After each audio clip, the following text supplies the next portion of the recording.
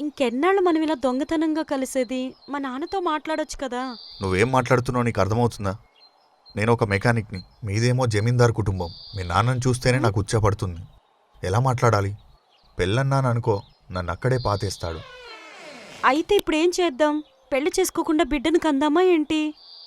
నేను అలా అనట్లేదు అనసూయ.